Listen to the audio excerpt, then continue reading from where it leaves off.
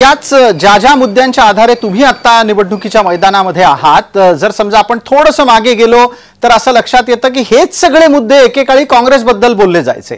काँग्रेस बेरोजगारी वाढवतेय, काँग्रेस भ्रष्ट आहे, काँग्रेसच्याकडे निवडणुकीमध्ये आणि त्यात सुद्धा राज्य करतानाचं एक स्वातंत्र्य नाही वगैरे वगैरे वगैरे।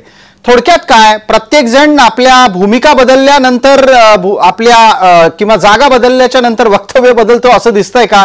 कारण मुद्दे बदलत नाहीयेत। कोणता एक मुद्दा जो तुम्हाला असं वाटतं की भारतीय जनता पार्टीच्या विरोधात तुम्ही ठामपणे मांडता आहात? कारण बाकी सगळे मुद्दे तर प्रत्येक जण विरोधात आणि सत्तेत असल्यावर तेच तेच मांडताना दिसतोय।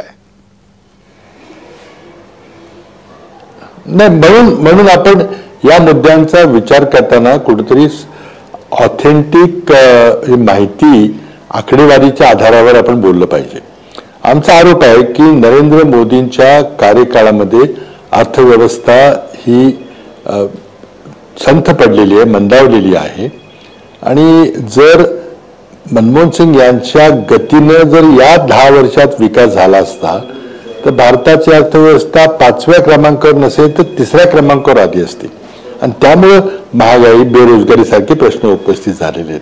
तर यामुळे आरोप एकमेकावर सगळेच करतात प्रत्येक निवडणुकीमध्ये, पण महागाईचे आकडे, बेरोजगारीचे आकडे हे आपण अधिकृत आकडे जर आपण पाहिले तर काँग्रेसचं जे म्हणणं आहे किंवा आमचा जो आरोप आहे तो खरा आहे आपल्याला दिसेल।